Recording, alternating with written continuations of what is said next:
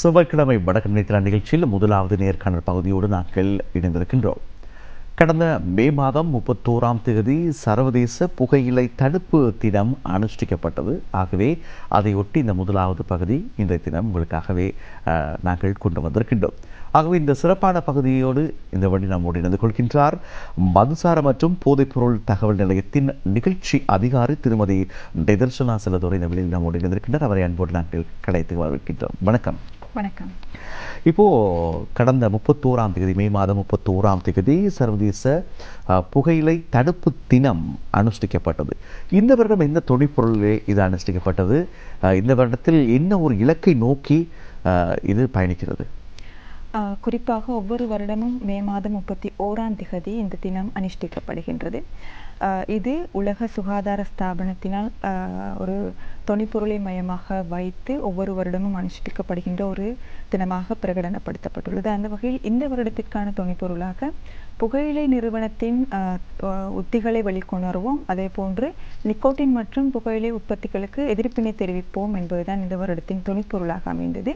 மீண்டும் ஒரு முறை, இந்த வருடத்தின் தொனிப்பொருளாக அமைந்திருந்தது புகையிலை நிறுவனத்தின் நுணுக்கங்களை வெளிக்கொண்டு வருவோம், அதே போல நிக்கோட்டின் மற்றும் புகையிலை உற்பத்திகளுக்கான எதிர்ப்பினை தெரிவிப்போம் என்பதுதான் அமைந்திருந்தது. காரணம், இன்று நாங்கள் எங்களுக்கு தெரியும் புகையிலை பாவனையினால் பல்வேறு பிரச்சனைகள் ஏற்படுகின்றது. அது சுகாதார, பொருளாதார, சமூக சீர்கேடுகளாக இருக்கலாம். மேலும் எமது இளம் தலைமுறையினரை இதற்காக ஈர்த்து கொள்ளப்படும் பல்வேறு விடயங்கள் காணப்படுகின்றன. ஆகவேதான் இந்த நிக்கோட்டின் மற்றும் புகையிலை உற்பத்திகளுக்கும் எதிர்ப்பு தெரிவிப்போம் என்பதை இந்த வருடத்தின் தொனிப்பொருளுக்குள் இந்த சுகாதார ஸ்தாபனம் உள்வாங்கி இருந்தது.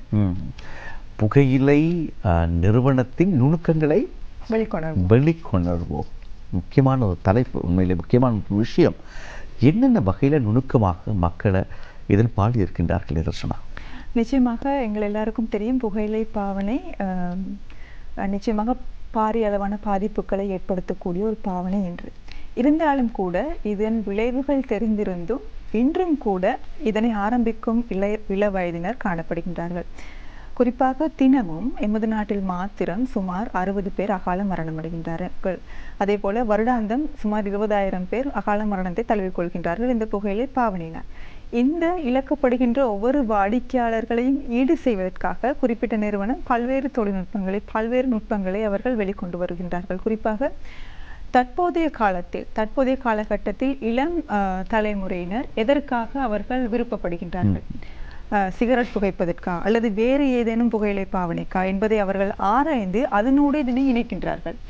உங்களுக்கு தெரியும், சில பிரபல்யமான இடங்களில் பிரபல்யமான தனியார் கல்வி நிறுவனங்களுக்கு அருகாமையில் அழகான இளைஞர் யுவதிகள் புகைத்து கொண்டிருப்பார்கள். சில நேரத்தில் அது எங்களுக்கு தெரியாது, சில நேரத்தில் புகையிலை நிறுவனத்தால் அனுப்பப்பட்ட சில முகவர்களா என்று.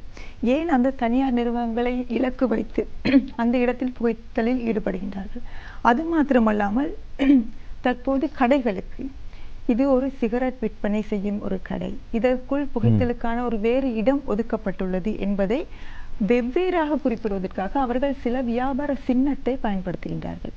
எமது நாட்டை பொறுத்தளவில் 2006ஆம் ஆண்டிற்கு பிறகு சிகரெட்டோ எந்த வகையான புகையிலை பொருட்களுமோ அல்லது மதுசார பொருட்களுமோ விளம்பரம் செய்யக்கூடாது. அவர்களுடைய வியாபார சின்னத்தையோ அல்லது வியாபார பொருளையோ அவர்கள் பிரபல்யப்படுத்த முடியாது என்பது சட்டம். தேசிய மதுசார மற்றும் புகையிலை மீதான தேசிய அதிகார சபை சட்டம் இதை முற்றுமுழுதாக தடை செய்திருக்கின்றது. இருப்பினும் கூட அவர்கள் வெவ்வேறு வழிகளில் இதனை விளம்பரப்படுத்துவதற்கு என்று பல வழிகளை முயற்சிக்கின்றார்கள். இதற்கு பிரதான இலக்காக அமைவது எமது இளைஞர்களும் சிறுவர்களுமே. நான் இங்கு ஒரு விடயத்தை குறிப்பிடுகின்றேன். ஒரு சிகரெட் நிறுவனத்தின் முகவர் ஒருவர் கூறியிருந்த ஒரு விடயம்தான், உதறி இருக்கின்ற அனைவரும் எமது இலக்கு. அதற்கு அவர்களுக்கு ஆண் என்று தேவையில்லை, பெண் என்று தேவையில்லை, ஏன் கருவில் இருக்கும் குழந்தை கூட அவர்களின் ஒரு இலக்காக கருதப்படுகின்றது. அதனால் சிறு வயதிலிருந்தே இந்த புகைத்தல் மீதான, சிகரெட் பாவனை மீதான ஒரு ஈர்ப்பினை ஏற்படுத்துவதற்காக இவர்கள் ஒவ்வொரு விடயத்தையும் மேற்கொண்டு வருகின்றார்கள். 21 வயதுக்கு கீழ்ப்பட்டவர்கள் புகைத்தல் தடை செய்யப்பட்டுள்ளது என்பது எமது நாட்டின் ஒரு சட்டம். நீங்கள் நன்றாக அவதானித்து பாருங்கள், வியாபார நிலையங்களில் அந்த ஸ்டிக்கர்கள் எந்த இடத்தில் பொறிக்கப்பட்டுள்ளன? சிறுவர்களின், இளைஞர்களின் கண்மட்டத்தில் தான் அவை பொறிக்கப்படுகின்றன. இவை குறிப்பிட்ட சிகரெட் நிறுவனத்தால் வழங்கப்படுகின்ற ஒரு ஸ்டிக்கர். இது சட்டமாக அமைந்தாலும் அவர்களின் ஒரு வியாபார நுணுக்கத்திற்காக பயன்படுத்திக் கொள்கின்றார்கள். இருப்பினும் எமது கலாச்சாரம் அல்லது எமது சமூகத்தினர் இதனை புரிந்து கொள்ள வேண்டும். எமது சமூகம் இதனால் அதிகளவு இலக்கு வைக்கப்படுகின்றது என்பதை புரிந்து கொள்ள வேண்டும். உங்களுக்கு தெரியும், தமிழ் சமூகம் இதில் பல வகைகளிலும் இலக்கு வைக்கப்படுகின்றது. எமது நாட்டில் மாத்திரமல்ல, வெளிநாடுகளில், குறிப்பாக தென்னிந்திய திரைப்படங்கள் எதனை விவரிக்கின்றார்கள்? புகைத்தல் காட்சிகள் எந்த தருணத்தில் இணைக்கப்படுகின்றன, மதுசார காட்சிகள் எந்த தருணத்தில் இணைக்கப்படுகின்றன. பல்வேறு குடும்ப பிரச்சனைகள் ஏற்படுவதற்கு இந்த திரைப்படங்களும் தென்னிந்திய சின்னத்திரை நாடகங்களும் காரணமாக அமைகின்றன. ஆகவே எமது தமிழ் சமூகம் அதிக அளவு இலக்கு வைக்கப்பட்டுள்ளது. ஆகவே இந்த நுணுக்கங்களிலிருந்து, இது நான் கூறியது ஒரு சில நுணுக்கங்கள் மாத்திரமே, பாடசாலை மட்டத்தில் சமூக மட்டத்தில் இளைஞர்களையும் சிறுவர்களையும் ஏமாற்றுவதற்காக அதிகளவான விளம்பரங்களும் சமூகத்தில் இருக்கின்ற நம்பிக்கைகளும் காரணமாக அமைகின்றது. உங்களுக்கு தெரியும், ஏன் சிகரெட் புகைக்கின்றீர்கள் என்று நாங்கள் ஒருவரை கேட்டால் அவர்கள் பல காரணங்கள் கூறுவார்கள். ஒரு காரணமும் நிறைவேறாத காரணம். குறிப்பாக எமது மன உளைச்சல் அல்லது வேலை பழுவதிலிருந்து குறைகின்றது அல்லது வெவ்வேறு காரணங்களை கூறுவார்கள். நன்றாக அவதானித்து பாருங்கள், ஒரு காரணமும் ஒருபோதும் நிறைவேறப் போவதில்லை. சிகரெட் புகைத்தலாலோ அல்லது மதுசாரம் மருந்தலாலோ அவர்கள் நினைத்து கொண்டிருக்கின்ற காரணம் நிறைவேறாது. மாறாக இது ஒரு சமூகமயப்படுத்தப்பட்ட ஒரு காரணியாக அமைந்து எதிர்கால சந்ததியினருக்கும் இது கடத்தப்படும். ஆகவே இன்று இருக்கின்ற சிறுவர்கள் நாளை இதே காரணத்திற்காக பொய்க்கக்கூடும், இதே காரணத்திற்காக மதுசாரம் மருந்தக்கூடும். ஆகவே வியாபார நிறுவனங்களின் விளம்பரங்கள் ஒருபுறம் இருக்கும் பொழுது எமது சமூகத்தில் இருக்கின்ற நம்பிக்கைகளும் இந்த பாவனை தக்க வைத்துக் கொள்வதற்கான ஒரு காரணியாக அமைகின்றது. ஆகவே நாங்கள் மதுசாரம் மற்றும் போதைப்பொருள் தகவல் நிலையம் என்கின்ற ரீதியில் இந்த சமூக நம்பிக்கைகள் பொய்யானவை, இவற்றை நாங்கள் ஊக்குவிக்க கூடாது, இதற்கு மாறான கருத்துக்கள், இதில் ஒன்றுமே இல்லை, இந்த நம்பிக்கைகள் எதுவுமே நிறைவேறப் போவதில்லை என்ற கருத்துக்களை சிறுவர்களுக்கு நாங்கள் சிறு வயதிலிருந்தே புகட்ட வேண்டும் என்பதுதான் நாங்கள் எமது நிலையத்தினூடாக கூறிக்கொள்கின்ற ஒரு விடயம்.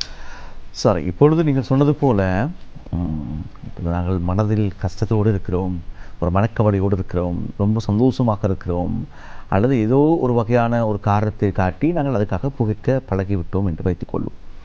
இருந்தாலும் அது புகைக்கின்ற நபருக்கு நிச்சயமாக தெரியும், நீங்கள் சொன்னது போல இந்த புகைப்பதனூடாக எதையுமே சரி செய்ய முடியாது. அதான் உண்மை. புகைப்பதனூடாக புகையிலை கம்பெனிக்கும் அதனை விற்கின்றவருக்கு மாத்திரமே வருமானம் வறுமை ஒழிய நாங்கள் எங்களுக்கு கேடு மாத்திரமல்ல அரசாங்கத்துக்கும் நாங்கள் நஷ்டத்தை தான் ஏற்படுத்துகிறோம். இது தெரியும், பொதுவாக ஓரளவுக்கு தெரியும். அது மாத்திரமல்ல, புகைத்தால் கேன்சர் வரும், புற்றுநோய் வரும் என்கின்ற அபாயமும் பொதுவாக தெரியும். இருந்தாலும் எப்படி திரும்ப திரும்ப புகைத்துக் கொண்டிருக்கிறார்கள்? ஏன்? அதுதான் அந்த ஈர்ப்பின் காரணம். பியர் பிரஷர் என்று கூறுவார்கள், நண்பர்களின் அழுத்தங்கள். அதே போன்று இதனை புகைக்க வேண்டும், ஒரு வயதை எட்டியதும் இதனை புகைக்க வேண்டும் என்கின்ற ஒரு ஆர்வம் சிறு வயதிலிருந்தே தூண்டப்படுகின்ற ஒரு விடயம். உங்களுக்கு தெரியும், நாங்கள் சிறு வயதிலிருந்தே இதனை செய்யக்கூடாது என்கின்ற சில வரையறைக்குள் வளர்ந்திருப்போம். சில விடயங்கள் பாடசாலைகளில் எங்களுக்கு சொல்லிக் கொடுத்திருப்பார்கள், இதை செய்யக்கூடாது, வீட்டில் சொல்லிக் கொடுத்திருப்பார்கள், இதை செய்யக்கூடாது என்று. ஆனால் ஒரு வயது வந்த பிறகு இதை செய்து பார்த்தால் என்ன என்கின்ற ஒரு எண்ணம் தோன்றும். இது உளவியல் ரீதியாக இயற்கையாக ஒவ்வொருவருக்கும் தோன்றுகின்ற ஒரு எண்ணம். இந்த எண்ணம் இந்த புகைத்தலுக்கும் மதுசார பாவனைக்கும் ஆணிவேராக ஊட்டப்பட்டுள்ளது எமது சமூகத்தை பொறுத்தளவில். ஒரு குடும்பமாக இருக்கலாம், ஒரு நண்பர் வட்டாரமாக இருக்கலாம், அல்லது சமூகமாக இருக்கலாம். ஒரு வயதிற்கு பிறகு அந்த 21 வயதிற்கு குறைந்தவர்கள் புகைக்கக்கூடாது என்கின்ற அந்த ஒரு வசனத்தில் ஒரு இன்னும் ஒரு விடயம் ஒளிந்திருக்கின்றது. என்ன, 21 வயது தாண்டிய பிறகு புகைக்கலாம் என்கின்ற ஒரு விடயம் ஒளிந்துள்ளது. ஆகவே இது போன்ற பல விடயங்கள் இந்த புகைத்தலுக்கு ஒரு ஆர்வத்தையும் ஒரு ஈர்ப்பினையும் அதிகரிக்கின்றது. அது மாத்திரமல்லாமல் எங்களுக்கு தெரியாமலேயே எங்களுடைய தெரிவாக புகைத்தல் பாவனை ஒரு விடயமாக மாறுகின்றது. இன்று நாங்கள் சமூக ஊடகங்களை சென்று பார்த்தால் ஒரு ஒரு இளைஞர் குழு அல்லது ஒரு ஃபன்னான இளைஞர் குழு அல்லது நண்பர்கள் என்றால் புகைக்க வேண்டும், நண்பர்கள் ஒன்றிணைந்தால் மதுசாரம் அருந்த வேண்டும், சுதந்திரமாக இருப்பவர்கள் மதுசாரம் அருந்தலாம், ஒரு யாருக்கும் அடிபணியாத அல்லது சுதந்திரமான வாழ்க்கையை வாழ்ந்து கொண்டிருக்கும் எந்த குழுவினதும் இது ஒரு சின்னமாக பயன்படுத்தப்படுகின்றது. நாங்கள் சுதந்திரமானவர்கள், நாங்கள் யாருக்கும் அடிபணி மாட்டோம், ஆகவே இதுவும் எங்களுடைய ஒரு தெரிவாக காணப்படுகின்றது என்கின்ற விடயம் சமூகத்தில் மாத்திரமல்ல சமூக ஊடகங்களிலும் இது பரவலாக காணப்படுகின்றது. இது குறிப்பாக அந்த இளைஞர்கள், அந்த சிறுவர்கள் வயதில் இருக்கின்ற அந்த மட்டத்தினருக்கு அதிகளவாக போய் சேரக்கூடிய வகையில் அவர்கள் இணைத்துள்ளார்கள். பல்வேறு விடயங்களில் ஒவ்வொரு சமூக ஊடகத்திலும் அந்தந்த வயதினரை எல்லைப்படுத்தி அந்தந்த வயதினரை இலக்காக கொண்டு அவர்கள் அந்த விளம்பரங்களை ஏற்படுத்துகின்றார்கள். சில நேரத்தில் அது எங்களுடைய சோஷியல் மீடியா பக்கத்தில் வருவதற்கான வாய்ப்பு குறைவு. ஆனால் அந்தந்த வயதினருக்கான அந்த பக்கங்களில் வருவது அதிகமாக காணப்படுகின்றது. புகைத்தல் தற்போதைய இந்த நாட்டில் குறைவடைந்து வருகின்றது. இருந்தாலும் கூட இந்த மாற்றீட்டு புகைத்தல் முறைமை, அது இலத்திரனியல் சிகரெட்டாக இருக்கலாம் அல்லது தெரியாமல் புகையிலை பாவனையை மேற்கொள்கின்ற ஒரு விடயமாக இருக்கலாம். இது பரவலாக தற்போது பரவி வருகின்ற ஒரு விடயமாக கருதப்படுகின்றது. இருப்பினும் கூட இந்த இலத்திரனியல் சிகரெட்டுகள் அல்லது வேறு ஏனைய போதைப் பொருள் வகைகள் எமது நாட்டை பொறுத்தளவில் தடை செய்யப்பட்ட ஒரு பாவனை. இருந்தாலும் அவை சந்தையில் காணப்படுகின்றன. மிக விலை குறைவாகவும் காணப்படுகின்றது. பாடசாலை மாணவர்களையும் இளைஞர்களையும் இலக்கு வைத்து வியாபாரமும் செய்யப்படுகின்றது. நான் ஆரம்பத்திலே கூறியிருந்தேன், உதடி இருந்தால் அவர்களின் இலக்குத்தான். அது பாடசாலை மாணவராக இருந்தாலும் பரவாயில்லை, மாணவியாக இருந்தாலும் பரவாயில்லை. நிதர்ஷனா, இப்பொழுது நாங்கள் முக்கியமான ஒரு பகுதிக்குள்ளே வருவோம். இப்படியாக கம்பெனிகளும் இலக்கு வைக்கின்றன, அதே போல சில நபர்களும் இலக்கு வைக்கப்படுகின்றார்கள். நாங்கள் அறியாமலும் பயன்படுத்துகின்றோம், அறிந்தும் பயன்படுத்துகின்றோம். விடுபட வேண்டும் என்று நினைத்தாலும் விடுபட முடியவில்லை. அந்த அளவுக்கு ஒரு முக்கியமான ஒரு பாதாளத்துக்குள்ளே நாங்கள் இறங்கிவிட்டோம். எப்படி வெளிவரலாம்? இது ஒரு பெரிய விடயம் அல்ல. என்று நினைத்தால், நான் புகைத்தலிலிருந்து வெளிவருகின்றேன் என்று நினைத்தால் மாத்திரம் போதும். இது முடியாது என்கின்ற ஒரு விடயத்திலிருந்து வெளிவந்து இது ஒன்றுமில்லாத ஒரு விடயம். இதனால் ஏதேனும் ஒரு நன்மை கிடைத்தால் பரவாயில்லை. கிடைப்பது அத்தனையும் தீமையான விடயம். தனது உடலுக்காக இருக்கலாம், தனது சுகாதாரத்திற்காக இருக்கலாம், தனது பொருளாதாரத்துக்காக இருக்கலாம், தனது குடும்பம், அதே போல சமூகம், அனைத்துக்குமே ஒரு தீங்கு விளைவிக்கக்கூடிய ஒரு விடயம். ஆகவே இதிலிருந்து நான் இன்று விடுதலையாவேன் என்று நினைத்தால் கூட விடுதலை ஆகலாம். ஆகவே இதிலிருந்து விடுதலையாவதற்காக ஒரு சிறப்பான தினத்தை வேண்டுமென்றால் அவர்கள் தீர்மானித்துக் கொள்ளலாம். அது ஒரு திருமண நாள் அல்லது பிறந்த நாள் அல்லது ஏதேனும் ஒரு சிறப்பான தினத்தை அவர்கள் தீர்மானித்துக் கொண்டு அதிலிருந்து விடுதலை ஆவதுதான் முதலாவது படிமுறை. இதற்கு அதிகளவான உளவியல் ஆலோசனையோ அல்லது மிக நீண்ட நேரமான வேறு ஏதான விடயங்களோ தேவைப்படாது. நான் இன்று புகைக்க மாட்டேன் என்று கருதினால் போதும். நான் இனி புகைக்க மாட்டேன் என்கின்ற அந்த உறுதிமொழி தான் அவரை மாற்றப் போகிறோம். நிச்சயமாக அது மாத்திரம்தான். ஏனென்றால் புகைப்பதற்கு தூண்டுகின்ற விடயம் அதிகம். ஆகவே அவர் எந்த அளவு உறுதியாக இருக்கின்றாரோ அந்த அளவுதான் அவர் அதிலிருந்து விடுதலை பெற முடியும். அவர் உறுதியாக இல்லாவிட்டால் அவரை இலகுவாக ஏமாற்ற முடியும். அந்த திருடராய் பார்த்து திருந்தாவிட்டால் திருட்டை ஒழிக்க முடியாது என்பது போல. இருப்பினும் நிதர்ஷனா, நீங்கள் இந்த துறையில் நீண்ட காலமாக இருக்கின்ற ஒருவர், நிறைய அனுபவங்கள், நிறைய மக்களை சந்தித்திருப்பீர்கள். இந்த ஒரு மனிதன் தான் நினைக்க வேண்டும், ஒரு நபர் தான் நினைக்க வேண்டும், மேல் புகைக்க மாட்டேன் என்று நினைக்க வேண்டும் என்று சொல்லுகின்ற அதே காரணியோடு என்னென்ன விடயங்களை தவிர்த்து கொள்வது அல்லது சேர்த்து கொள்வது இன்னும் சிறப்பானதாக இருக்கும்? நிச்சயமாக இப்பொழுது குடும்பம் தான் எல்லா மாற்றத்திற்கும் காரணமாக அமையும். குடும்பத்தில் உள்ளவர்கள் ஒரு மதுசார பாவனையாளரோ அல்லது புகைத்தல் பாவனையில் ஈடுபடுபவராக இருந்தாலோ அவரை அதிலிருந்து விடுதலை ஆவதற்கு உற்சாகப்படுத்த வேண்டும். மாறாக அவர் இன்னும் விடுதலையாகவில்லை அல்லது இவருக்கு முடியாது, இவரால் இதனை செய்ய முடியாது என்கின்ற விடயங்கள், அது போன்ற அவரின் உற்சாகத்தை குறைக்கின்ற விடயத்திலிருந்து குடும்பத்தினர் முதலாவதாக வெளிவர வேண்டும். முதலில் அவர் மீதான நம்பிக்கை வைக்க வேண்டும். அவருக்கு இந்த புகைத்தல் பாவனையிலிருந்து விடுதலையானால் என்னென்ன விடயங்கள் அவருக்கு நன்மையாக வந்து சேரும் என்கின்ற விடயங்களை அவர்களும் இணைந்து கதைக்க வேண்டும். எனக்கு நினைவிருக்கின்றது, சில பிள்ளைகள் தந்தைமாரை மாற்றியிருக்கின்றார்கள். ஒரு சிறிய வசனம். சில மனைவிமார் கணவரை மாற்றியிருக்கின்றார்கள். ஒரு சிறிய வசனம். அது இடம் பார்த்து அல்லது எந்த நேரத்தில் கூற வேண்டும் என்கின்றதை பார்த்து அவர்கள் கூறி பாரியளவான மாற்றத்தை ஏற்படுத்தியிருக்கின்றார்கள். புகைத்தல் பாவனை மாத்திரமல்ல, மதுசார பாவனையும் தான்.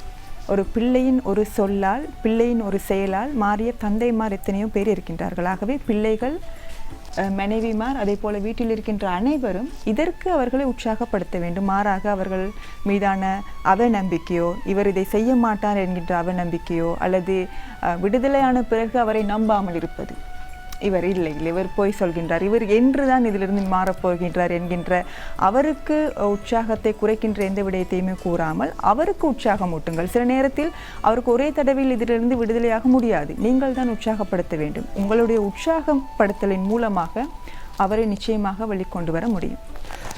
நிஜமாக நிதர்ஷனா, நாங்கள் இப்பொழுது பார்க்கின்ற பொழுது சராசரியாக ஒரு சிகரெட்டினுடைய விலை 160 தொடக்கம் 200 ரூபாய் வரை வருகிறது. ஒரு நாளைக்கு ஒருவர் 5 சிகரெட்டுகளை புகைப்பாராக இருந்தால் கிட்டத்தட்ட 1000 ரூபாயை அவர் செலவிடுகிறார். ஒரு சிகரெட் வாங்குகின்ற விலைக்கு ஒரு புளக்கலை வாங்கிவிடலாம். நிச்சயமாக. ஆக ஒரு நாளைக்கு 5 அல்லது 10 கற்கள் வாங்கிவிடலாம். ஒரு மாதத்துக்குள்ளே நீங்கள் ஒரு அறை அளவு கட்டிவிடலாம். மிக குறுகிய காலத்துக்குள்ளே நீங்கள் வீட்டை கட்டிவிடலாம். இதை நாங்கள் தயார் செய்து எண்ணி பார்ப்போம். அதே போல் அந்த 200 ரூபாயை சேர்த்து வைத்துமாக இருந்தால் நம்மிடம் கையிலே பணம் இருக்கும். நாங்கள் யாரிடமும் அவசரத்துக்கு காசை நாங்கள் தேட வேண்டிய கையெழுத வேண்டிய அவசியம் இல்லை. அதே போல் எப்படி ஒரு விவசாயியுடைய நிலம் காய்கிறதோ அவனுடைய வாழ்க்கையும் வறுமையாக இருக்கும் என்பது போல இந்த புகைக்கின்றவர்களுடைய வாழ்க்கையிலும் வறுமை தொடர்ச்சியாக இருக்கத்தான் போகிறது. ஆகவே இவற்றை உணர்வோம். திருடராய் பார்த்து திருந்தாவிட்டால் திருட்டை ஒழிக்க முடியாது. அதே போல் 1948 1948 ஆண்டு நாங்கள் சுதந்திரம் அடைந்தோம். அந்த ஆண்டு நினைவை வைத்துக் கொள்ளுங்கள். 1948 இந்த இலக்கத்துக்கு அழைப்பினை ஏற்படுத்தி நேரம் ஒதுக்கி நீங்களும் இந்த மதுசாரம் அதே போல் சிகரெட் பாவனையிலிருந்து போதைப்பொருள் பாவனையிலிருந்து விடுபடுவதற்கான இலவச ஆலோசனைகளை பெற முடியும் என்பதையும் இதற்கு தேசிய அலைவரிசை என்ற ரீதியில் நாங்கள் நடைபெறுகிறோம். நன்றி நிதர்ஷனா செல்லத்துறை. இந்த நிகழ்ச்சியில் முடிந்த குணமைக்கு தொடர்ச்சியாக நீங்கள் இந்த விடயத்தை வலியுறுத்துகின்றீர்கள் நம்முடைய மக்களுக்கு. ஆகவே உங்களுடைய சேவைக்காக நாங்கள் தேசிய அலைவரிசையின் சார்பிலே நன்றிகள் தெரிவிக்கின்றோம். நன்றி. இன்று தினம் இந்த சிறப்பான முதலாவது நேர்காணல் பகுதியில் நம்மோடு இணைந்து கொண்டவர் மதுசார மற்றும் போதைப் பொருள் தகவல் நிலையத்தின் நிகழ்ச்சி அதிகாரி திருமதி நிதர்சனா செல்லத்துறைக்கு நாங்கள் நன்றிகளை தெரிவித்து இந்த முதலாவது பகுதி நாங்கள் நிறைவு செய்கின்றோம். இன்றைய சிவாய் வணக்கம் நேத்ரா நிகழ்ச்சியிலே 10 நிமிட இடைவெளியை தொடர்ந்து இரண்டாவது நேர்காணல் பகுதியோடு இணைந்து கொள்வோம்.